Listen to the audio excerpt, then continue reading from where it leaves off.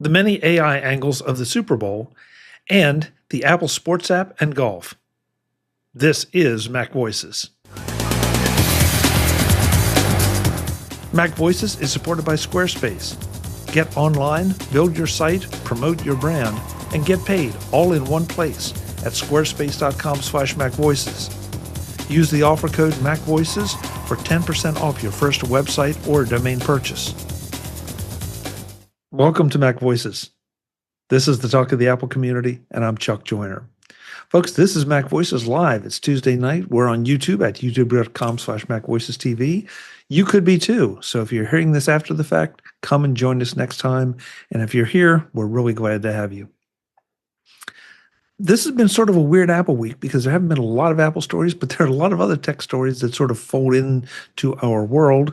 And there was something that happened Sunday that seemed to have to do with sports. So we're going to talk about that a little bit, but from some different angles. First, though, we're going to find out who's here. I'm going to flip it around and welcome Mr. Jeff Gamet first, since he's on the bottom right of my screen. Jeff, good to have you. Chuck, it's always great to be here. If I do like this, does it look right? What? No. There you go. That's better. That's better. Right, left, whatevs. At least on my screen, I have no idea what it looks like to everybody else. Jim Ray is here. Jim, good to have you. It's good to be had. Okay. Eric Bolden is here, and I'm still trying to figure out what it is that's behind Eric. Eric, what is that? Peacock? That's the peacock that escaped this morning. That escaped this morning. That's the tree that it escaped into. Has it been recaptured? I'm not a fan of heights. Oh, so it was up in the tree. Yes, there were little breadcrumbs all over the place leading back to ground. Finally, I just took an iPad and stuck it on the ground and hit play, and he hopped right off. What? This is the weirdest bird I've ever had to watch. You do have an interesting life, Eric, I must say. But he's back. Okay, well, that's good. That's good. Welcome back, Peacock. Marty Jencius is here. Marty, good to have you. Chuck, I wish you would refer to me by my professional name. I'm a Lithuanian international performer known as Bad Funny. Okay. I'm just trying to pick up on the vibe, you know. Can I maybe just shorten it to BF? Is that good? Yeah, sure. Okay. All right. So BF is here. BF is in the house. DG is in the house as well. Dave Ginsburg. DG.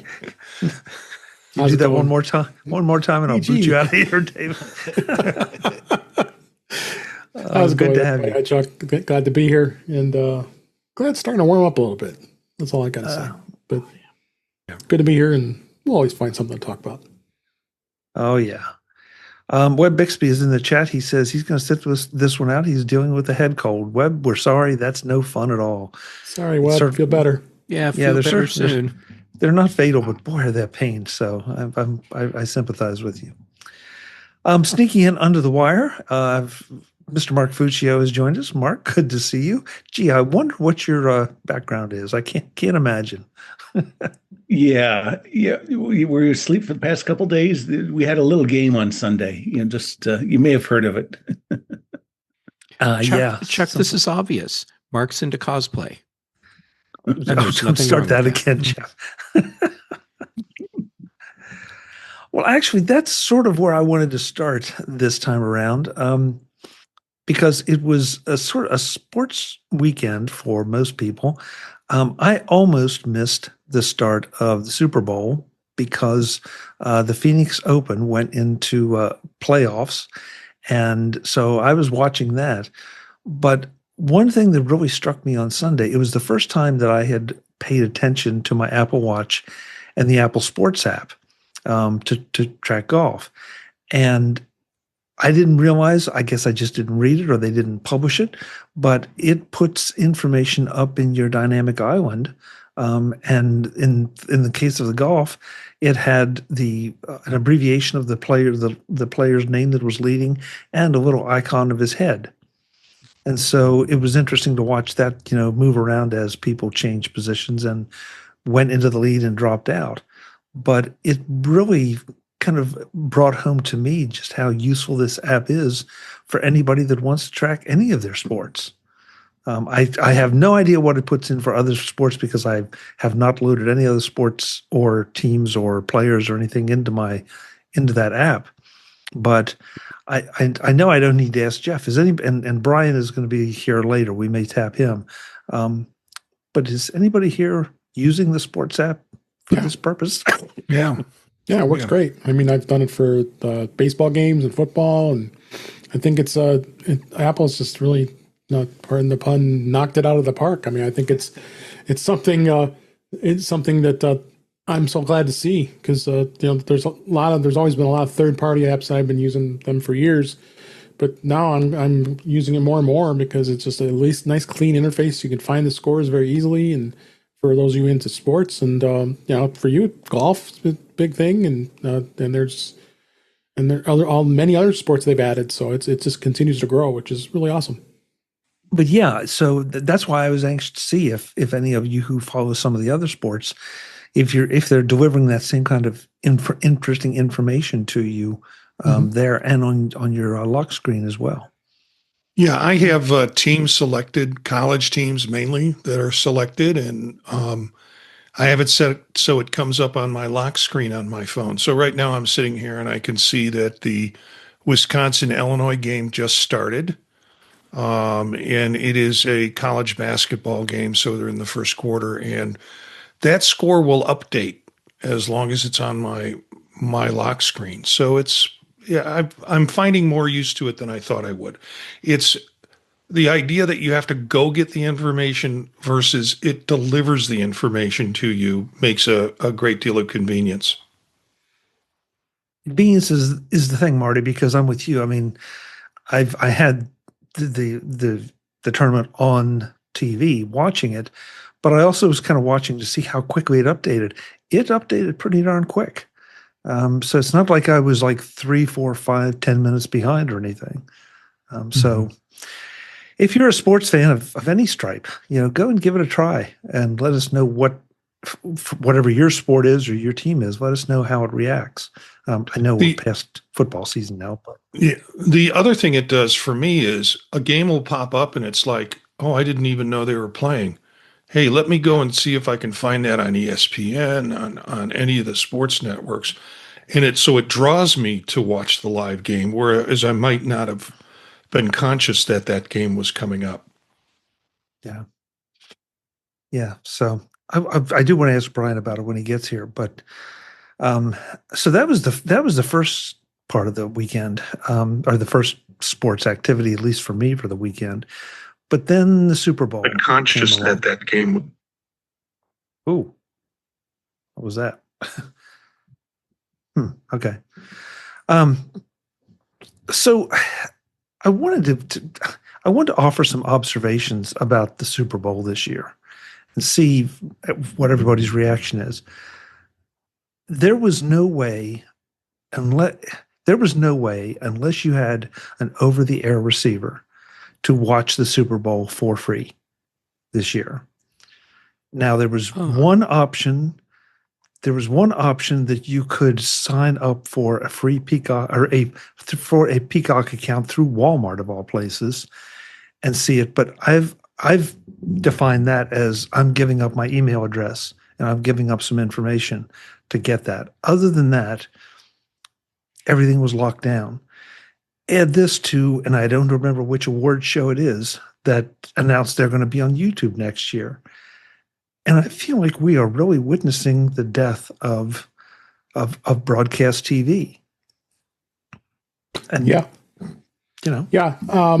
I thought that the local NBC stations in your market was showing the game over the air. I mean, since over the air, yeah, over the air, yes, over the air. There, but unfortunately, at this stage, unless you're in an urban area, right? you know, your market, but if it's an NBC affiliate, then they should have been showing it, no matter where you are in the country, in the US anyway. Well, again, but how do you access it? If you have an over the air, if you have an antenna, you can do it, but otherwise, yeah. I mean, yeah. Beyond that, yeah, NBC and Peacock are always partnering, because that's how Sunday Night Football was. So that basically is the same team that was doing those through the regular season, did the Super Bowl. But it is a trend, because next year actually it's going to be on ESPN for the first time ever, it's exclusive. So that you're not going to be able to watch Super Bowl free over the air because of this. And I don't even know if they're going to, like, normally the NFL has rules where you can. The local market can show their teams. So, like in this case, it was Seattle and New England, so you could watch it in Boston or Seattle. If that's the case, they may still allow that rule. But beyond that, you would not be able to watch it anywhere else. I mean, it kind of happens that way. Like if you want to watch the Bears, and it was when they show the game on Prime. There was people complaining that they couldn't watch it unless they had Prime. If you lived up in, let's say, north of Chicago in Rockford, and there was a lot of fans up there, or they're outside the market that don't, tune in the Chicago stations, because those were the only stations that were showing it at the time. So I think the same rules are going to apply with that. But the fact of the matter is, yeah, it's the market's changing. I mean, I don't know if we're not going to talk about YouTube TV, but they're coming up with new packages now for sports and narrowing it down. People don't want to. They're doing a better job with people don't want to pay for sports. Someone like Jeff, I know he doesn't like sports that much, and if he were a YouTube subscriber, probably wouldn't pay. If he had the option, probably wouldn't pay for sports.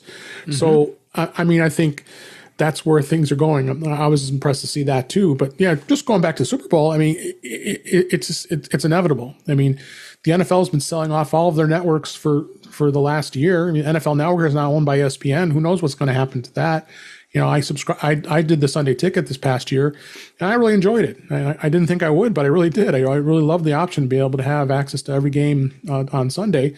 And the Red Zone channel, which is another option, you'll be able to watch all the games highlights as they go. So, but the Super Bowl is a big event every year. But yeah, this is where the trend's going. Yeah, Mark.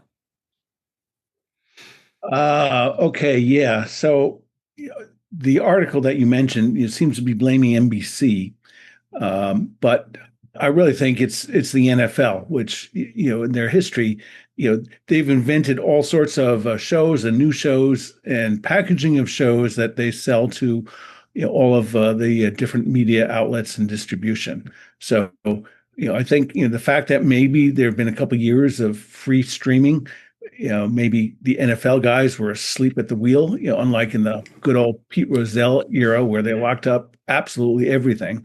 So yes, I think the free thing is going to be over the air TV. And as you were pointing out, Chuck, that's an ever dwindling audience.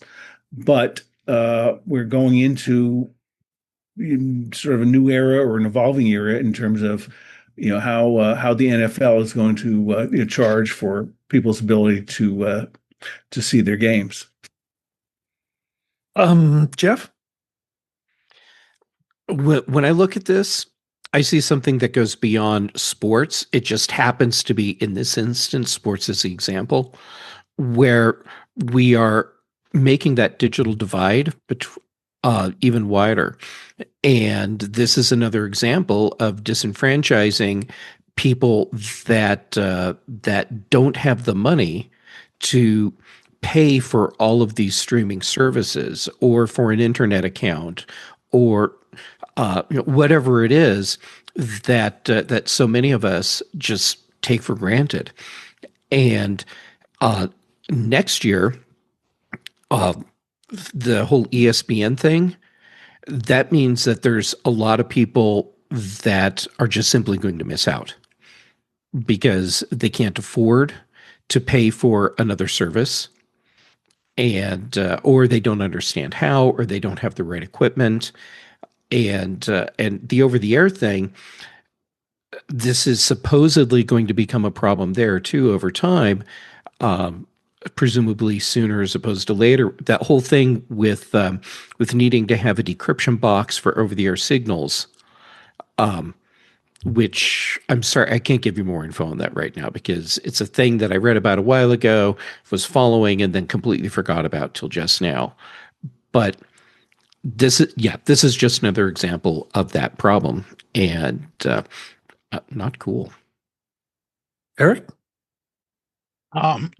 Yeah, I noticed that the over-the-air audio just was not as good as the audio through the app. There was a slight gap between the audio sound and the movement of people's lips that just didn't go away. So I started watching it over the air, and I actually switched to the app partway in just to not be totally annoyed by that discrepancy. And I've seen that in a couple places now. I don't know if it's the lag isn't being accounted for or if there's some other issue. I imagine as they play with higher bandwidth and higher quality audio and add more things to it, that over the air is going to fall behind, or they're not going to care. I don't know. I just felt like, and we can go way down an NFL rabbit hole, but we've touched on it a little bit before. The NFL seems to be spreading themselves so thin. One time it's on one Thursday nights. No, let's see. Thursday nights what are Prime. Monday nights are ESPN. Thursday Night Football. That's Amazon. Amazon, yeah, Amazon Prime. Monday, I think, is ESPN, if I remember correctly. No. ESPN. Well, okay, it's ABC. ESPN. ABC, okay. So yeah, you have these strange things going on, and there are times that, and I'm not that into it. So if they're not showing it, then I'm not going to get to watch it, because I'm not going to go to the local bar and sit and watch it, and I'm sure not going to pay to watch it unless there's one of the teams that I happen to like a little bit is playing. But I just wonder if this is a really smart move on the NFL's part. And I know it's all about the money. It's always about the money. Oh, yeah. Oh, the NFL, you betcha. I flinched a little bit when we said spreading themselves too thin. They're really creating different baskets for different sponsors, because famously the Monday Night Football going to ABC, that pissed the hell out of CBS and NBC when they got it way back when in I don't know, the late 70s, early 80s. And now 70s. They have Thursday Night Football for Amazon. So and I think Amazon pays them about $2 or $2.5 billion a year for rights for that show. So the NFL is very much guarding their content, and they're monetizing it wherever it gets distributed or streamed or broadcast. Yeah, and that's great. But it'll be interesting to see what ESPN does if they offer some kind of option for a one-time shot or whatever. Because otherwise it's... You mean like a pay-per-view per game? I'm sure they will. I'm thinking about specifically about the Super Bowl, and you said it, Mark, a pay-per-view kind of thing. And then how much are they going to charge for it? Because I don't think. I mean, this is maybe going down a rat hole. I think NBC has the rights, for a certain number more years to the Super Bowl, and ESPN still has their dedicated Monday Night Football games. Yeah, so we'll see. But that was the first thing that struck me. MacVoices is supported by Squarespace. If you've ever tried to update a website and thought, this should not be that hard, you're exactly who Squarespace is for. Squarespace gives you a complete all-in-one platform to build, customize, and update your site without wrestling with plugins, patches, or complicated code. Start with one of their professionally designed templates, then make it your own with simple drag-and-drop tools. Change layouts, swap images, adjust colors, update text. Everything happens live, so what you see is what your visitors see. And with Squarespace Blueprint AI, you can generate a fully structured site tailored to your goals in just a few guided steps. Then refine it anytime as your needs evolve. Need more than a brochure site? Squarespace has built-in e-commerce, analytics, SEO tools, and domain management all in one place. That means fewer services to juggle and more time focusing on your content, your brand, and your audience. Updating a page, posting a new article, or refreshing your homepage becomes a quick task instead of a weekend project. I've built a number of Squarespace sites for personal and business purposes, and keeping them current was a breeze. So if your site should be easier to manage and easier to keep current, Squarespace is the answer. Go to squarespace.com/MacVoices for a free trial. And when you're ready to launch, use offer code MacVoices to save 10% off your first purchase of a website or domain. That's the code MacVoices at squarespace.com/MacVoices to save 10% off your first purchase of a website or domain. Thanks to Squarespace for supporting MacVoices. The second thing that struck me was the halftime show for a couple different reasons. The first one was that this, almost more than any other halftime show that has been, seemed to be produced for television and not as much for the in-person audience. It just felt very strange with the amount of running around that Bad Bunny was doing, and climbing on things and running through the bushes and all. And it's like on TV it was great, but I have to wonder how much the stadium could really see unless they were looking at like a jumbotron of some kind. But the second thing that struck me is that there always have been some little like minor competing things to the halftime show. I know, Marty, you probably watched the Puppy Bowl, if I remember correctly. I don't know how long. I had two screens, so I was watching both the Puppy Bowl and Bad Bunny, and frankly, Bad Bunny won that on me.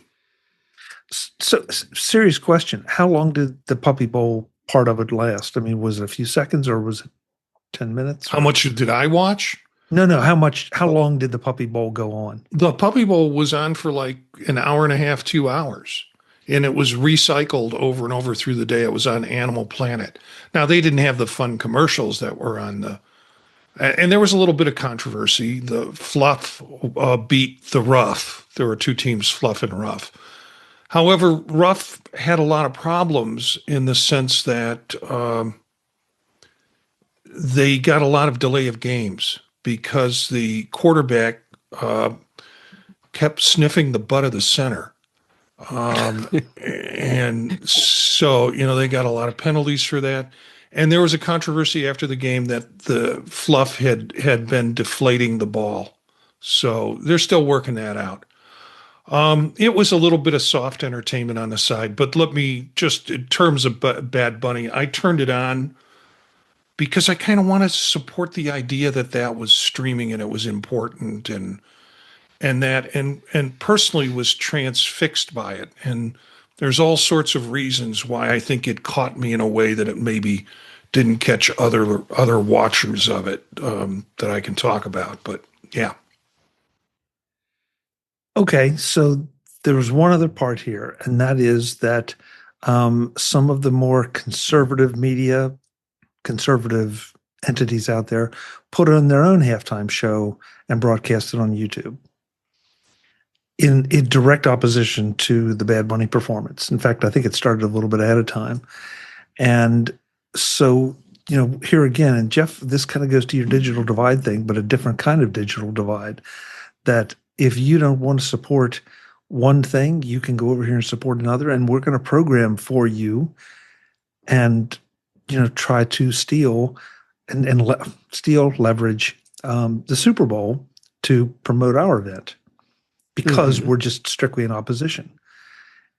It's not something we've really seen before exactly that way. No, we haven't. Well, not like this. And yeah, so that alternate halftime show thing, definitely I was not the target audience for that. Although I do have a very strong belief that we need to maintain our freedom of speech in this country. So I'm glad that they were able to put something together and find the venue for the people that that worked for. But yeah, it is interesting seeing how the streaming element has opened doors to allow for alternate content to whatever the main thing is. And yeah, this is just an example of that.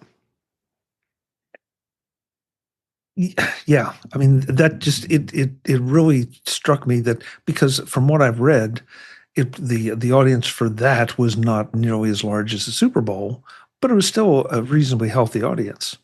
And so yeah, the numbers that I saw, and I have not done anything to personally verify this, the alternate halftime show, the right wing halftime show, was like 5 million viewers.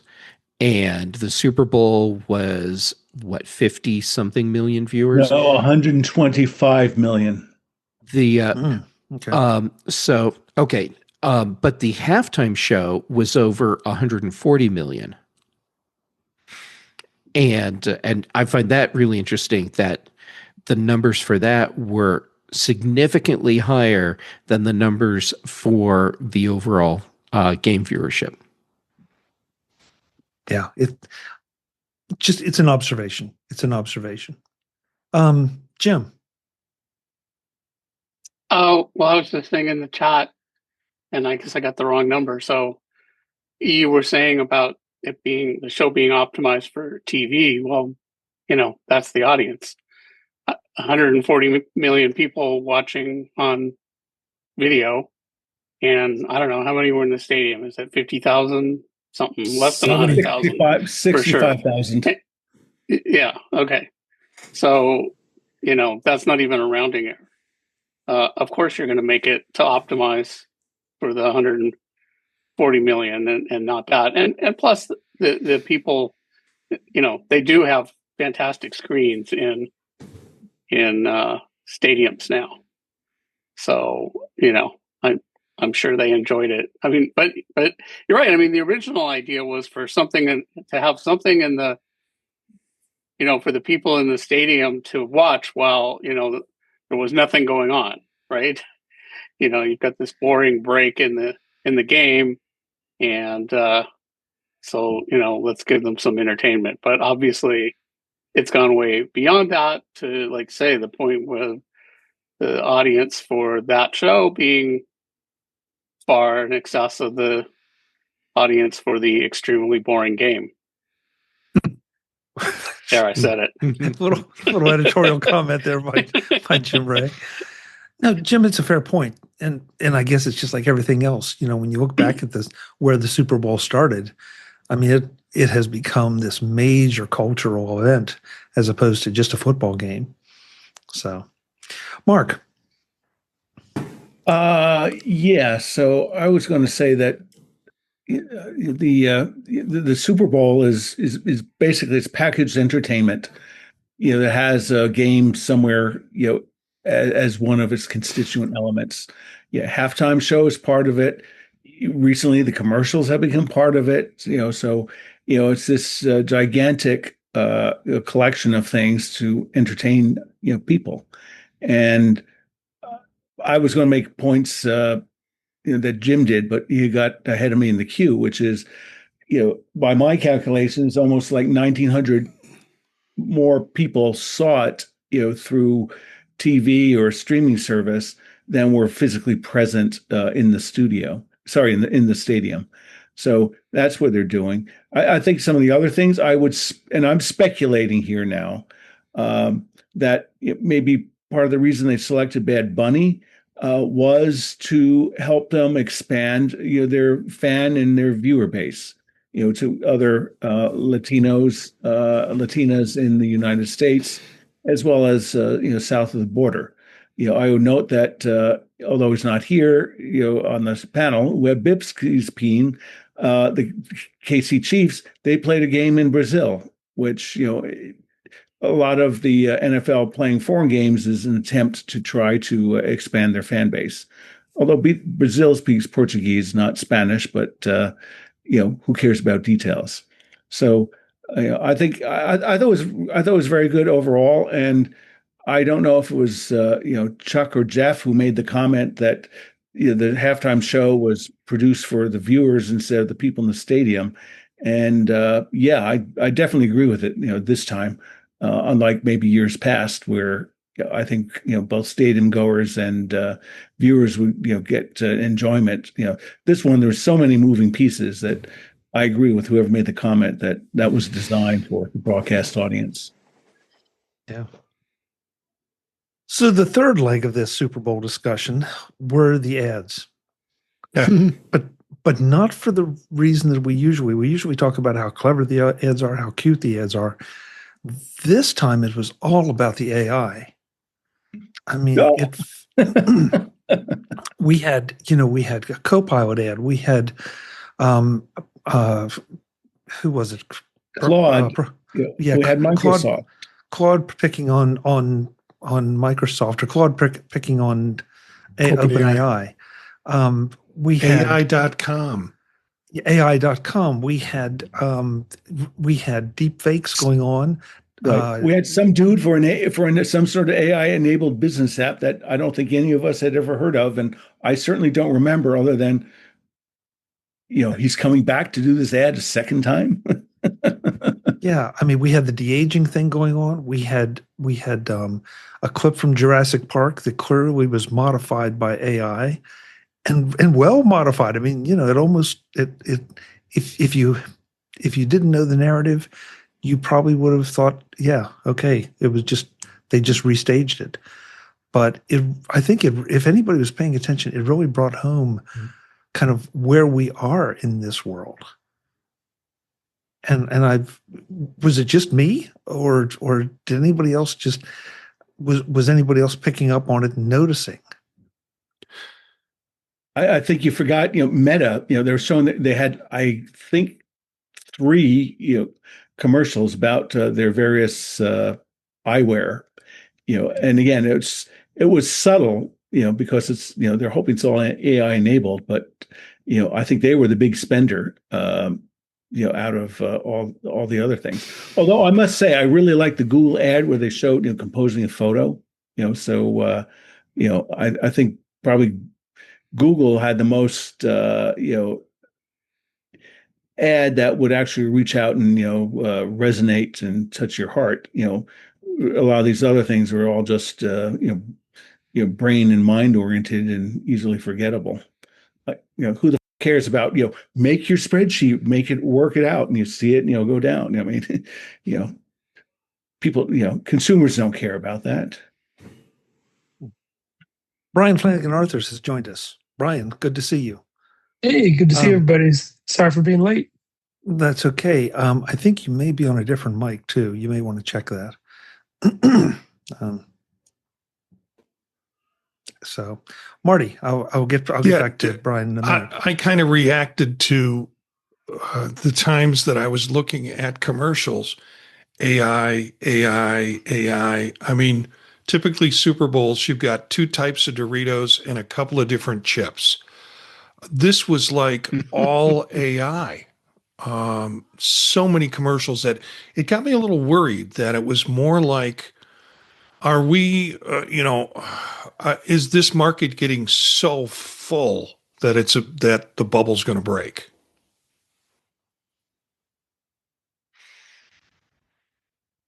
Sure, I'll jump in on that. Yes, Marty, it is going to break. How it breaks and what that means, we don't know yet. But you're right. There are so many companies doing so many things, and they're all rushing to get bigger and bigger. And we have to deal, well, they have to deal with a couple major problems here. First is, at some point, where does the money come from? And then second, where do all the actual physical resources come from? And we're in a place right now with the whole AI market where it's not going to be sustainable. So something is going to have to give at some point. And what happens next, we'll see.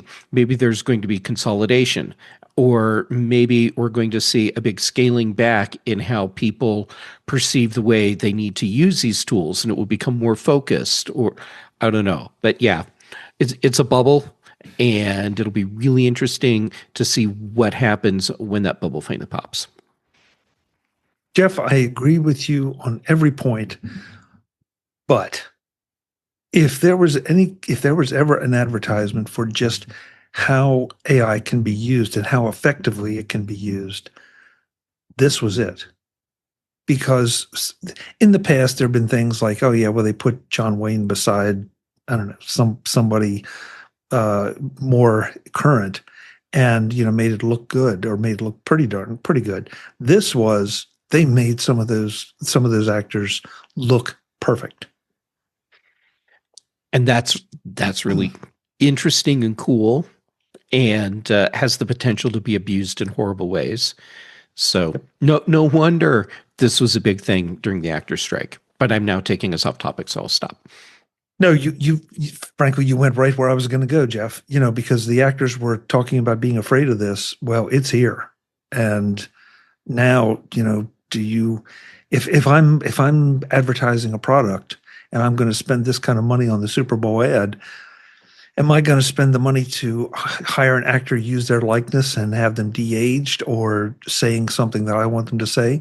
Or am I going to take somebody up and coming and have them pitch my product? Yeah, well, there's a lot of Excel spreadsheets that people are looking at trying to decide that very thing. Yeah. I want to get Brian in because I know that you've been, I don't know if you've been able to monitor what we've been saying on your drive back, but what are your thoughts on the AI in the Super Bowl?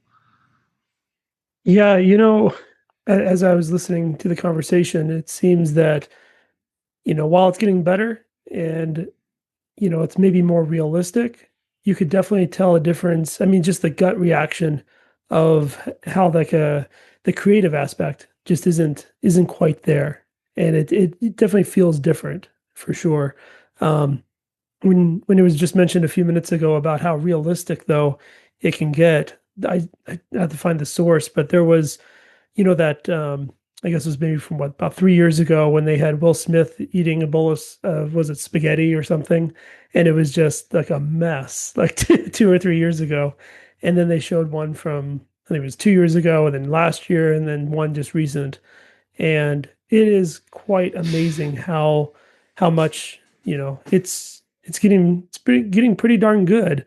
But then when you substitute it for the creative aspects, where you're not just the artistic styling of things, sometimes I don't know how to describe it, but it definitely feels different from a consumer angle. I think you're right, Brian. I think though that my sense is that they were trying to force things into this because they could, and eventually they'll get smoother with that. But the execution of the voices, the faces, the mouths matching matching the voice, and the voice sounding like the actor, and all that was really amazing, truly amazing. Eric. Yeah, I think a good storyline is still important in an ad that catches people's attention. I really liked the Budweiser ad.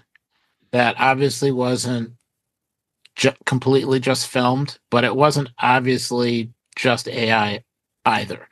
There's a good story. The photography of the horse was good. The photography around the eagle was good. Smoothing things out, kind of making everything match up. I'm sure there were a bunch of AI tools used, but I think there's traditional photography as well.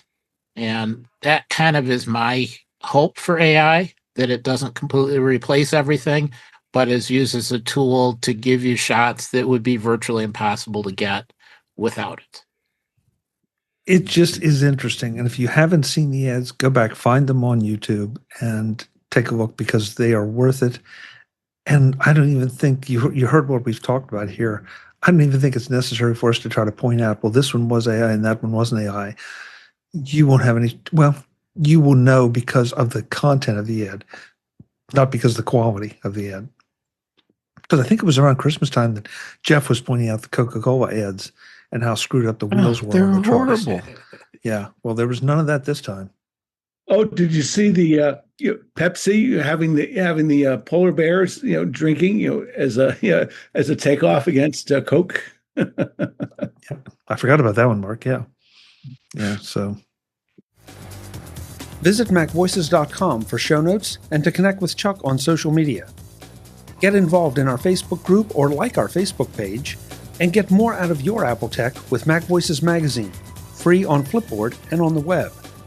And if you find value in it all, consider supporting us through either our Patreon campaign at patreon.com/MacVoices or by making a one-time donation via the PayPal link on our front page and in the show notes of each episode. You will join these fine people who help bring you Mac Voices.